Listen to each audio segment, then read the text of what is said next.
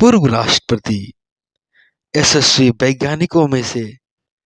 एक Bharat Ratna doctor APJ Abdul Kalam के प्रारंभिक जीवन को देखें तो वह भी बहुत संपन्नता में नहीं बीता,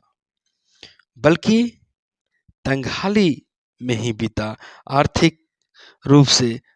बहुत संपन्न नहीं थे और उन्होंने अपनी पहली कमाई अखबार के वितरण से की और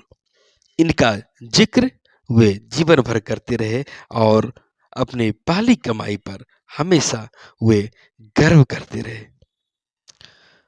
उनके द्वारा अखबार वितरण की कहानी ये है कि उनके एक चचेरे भाई थे शमसुद्दीन और वे रामाश्रम में अखबार के वितरक थे और उनका अखबार पाम्बन से आती थी और रामेश्वरम स्टेशन पर सुबह सुबह पहुंचा करता था। इसी क्रम में द्वितीय विश्व युद्ध के दौरान की बात है, जब 1900 आप जानते हैं 1939 से 1945 तक द्वितीय विश्व युद्ध चला था और भारत के न चाहते हुए भी भारत को भी कहीं न कहीं सम्मिलित कर लिया गया था और एक तरह से अपने देश में भी आपातकाल जैसी व्यवस्था बना दी गई थी, आपातकाल लगा दी गई थी, जिसके कारण रामेश्वरम स्टेशन पर ट्रेन का ठहरना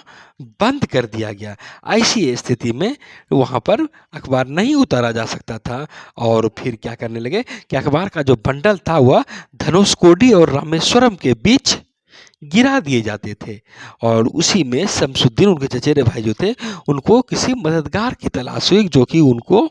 सहायता कर सके, बंडल को वहाँ पर से उठा सके, बांध सके और तो पहुंचा सके। तो स्वाभाविक है इसी क्रम में उन्होंने कलाम का सहायता लिया और इसके बदले में उन्हें तनख्वाह दिया और इसी तनख्वाह को वह अपनी पहली कमाई, पहली तनख्वाह माने